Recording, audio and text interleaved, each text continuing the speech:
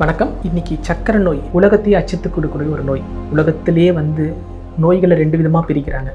Communicable disease, நான் communicable டிசீஸ்ன்னு சொல்லுவாங்க. தொற்று வியாதி, தொற்று அற்ற வியாதின்னு சொல்லுவோம்.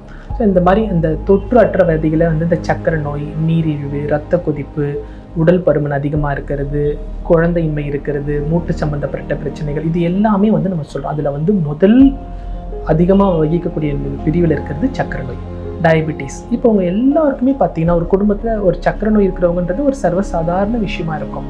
இந்த சக்கரை நோய் இருக்கிறவங்க பெரும்பாலும் என்ன செய்கிறாங்க நீங்கள் பார்த்தீங்கன்னா, அவங்களுடைய மனம் எப்படி இருக்கும்? எனக்கு மாத்திரை இல்லாமல் கவுட் பண்ண முடியுமா? ஏன்னா சுகருக்கு நான் மாத்திரை போட்டேன்னா லைஃப் டைம் போடணும், அதனால எனக்கு வேண்டாம், அப்படி ஒரு மனநிலை ஆரம்பத்தில் வருமா? ஆனால் டாக்டருங்க என்ன பண்ண வேண்டிய ஒரு கட்டாயத்தில் இருக்கிறாங்க. மாத்திரை கொடுத்து சர்க்கரையை கண்ட்ரோல் பண்ணுறாங்க. கொஞ்ச நாள் ஆச்சுன்னா அவங்களுக்கால கட்டுப்படுத்த முடிஞ்சதுன்னா நம்ம மாத்திரையை குறைக்கலாமான்னு சொல்லுவோம். ஆனால் அது நடக்காத சூழ்நிலை ஏற்படும். கரெக்டுங்களா? இப்படியாப்பட்ட ஒரு கட்டத்தில் என்ன நடக்கும்னு பார்த்தீங்கன்னா, 5 வருஷம், 10 வருஷம், 15 வருஷம், 20 வருஷமோ ஏதோ ஒரு கட்டத்தில் நம்ம எடுக்கிற மாத்திரைகள் 1க்கு 2, 3 மாத்திரைகள் எடுத்து அதுலேயும் சக்கரை கண்ட்ரோல் ஆகாமல் ஒரு கட்டத்தில் நம்ம இன்சுலின் எடுத்தால் நல்லதுன்ற ஒரு சூழ்நிலையை நம்ம வர ஒரு கட்டாயம் வருது. என்ன சொல்கிறாங்க? பேன்கிரியாஸ், அதாவது நம்ம வயிறில் குடல் இருக்குல்ல, கரையம்ன்ற உறுப்பு பேன்கிரியாஸ்ன்னு சொல்லுவாங்க. அந்த உறுப்பில் தான் இன்சுலின்ற ஒரு சுரபி சுரந்துக்கிட்டு இருக்கு. அந்த இன்சுலின் சுரக்கிறது தான் நம்ம சர்க்கரையை கட்டுப்படுத்துது. இப்போ என்ன ஆகுது? அந்த இன்சுலினோட சுரக்கிறது ஒரு அளவுக்கு மீறி போன பிறகு அது சுரக்கிறது கிடையாது. அப்போது உங்களுக்கு வெளிப்புறத்திலிருந்து உங்களுக்கு இன்சுலினை கொடுக்க வேண்டிய கட்டாயம் வருது. மாத்திரைகள் பத்தலைன்றதை நம்ம சொல்கிறாங்க. கரெக்டுங்களா?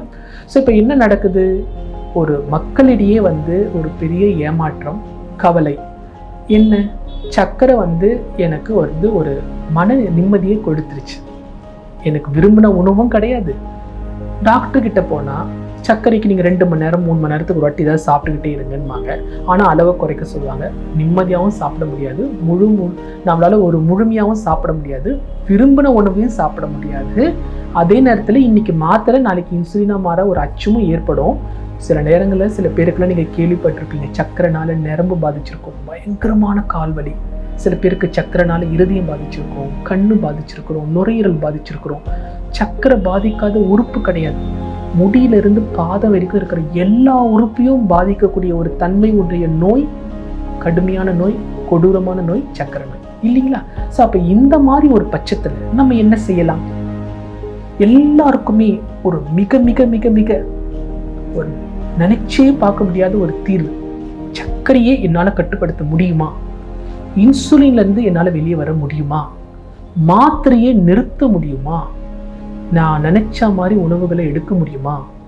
சந்தோஷமா இருக்க முடியுமா? சக்கரைனால நடக்கக்கூடிய பாதிப்பிலிருந்து தடுக்க முடியுமா? இது எல்லாமே நடக்கும். ஆனால் உங்களுக்கு நான் ஒரு ஓப்பன் சேலஞ்ச் கொடுக்குறேன்.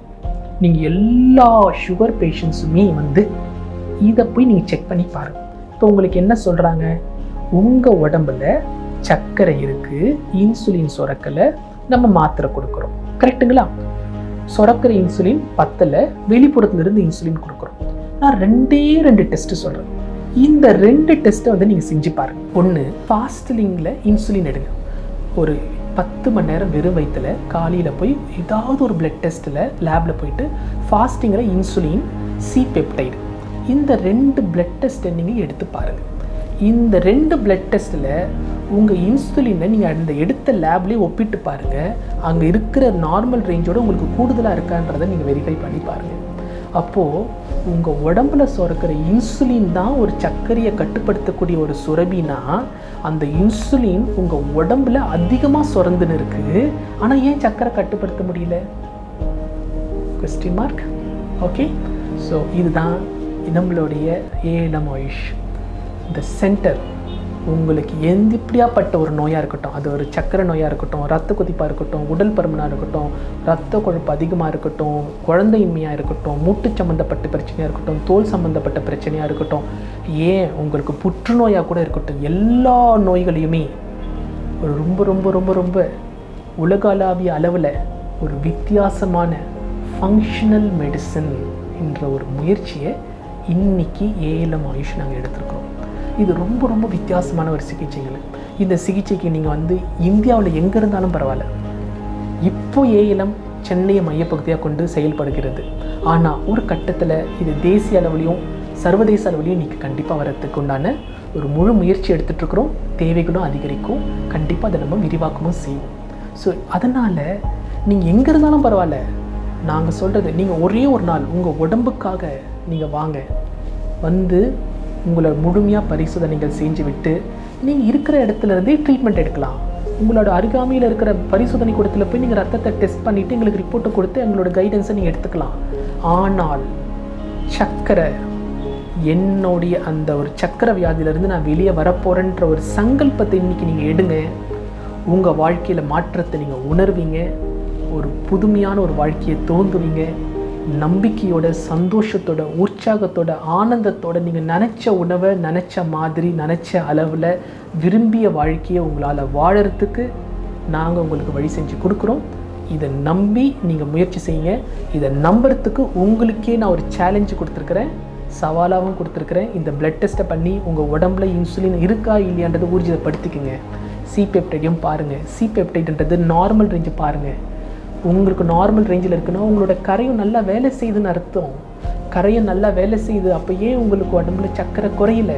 ஏன் சக்கரை நார்மல் அளவில் இல்லை? சுரக்கிற இன்சுலின் ஏன் வேலை செய்யலை? இதை தான் நாங்கள் சிகிச்சையாக கொடுக்க போகிறோம். அது ஒவ்வொருத்தருடைய உடல்நிலைக்கு ஏற்றவாறு நாங்கள் அதை முழுமையான பரிசோதனைகள் செஞ்சு அவங்களுக்கு ஆலோசனை கண்டிப்பாக வழங்குவோம். இன்னொரு ஒரு சுவாரஸ்யமான ஒரு ஆரோக்கிய தகவலோடு உங்களை நான் சந்திக்க வருகிறேன். நன்றி, வணக்கம்.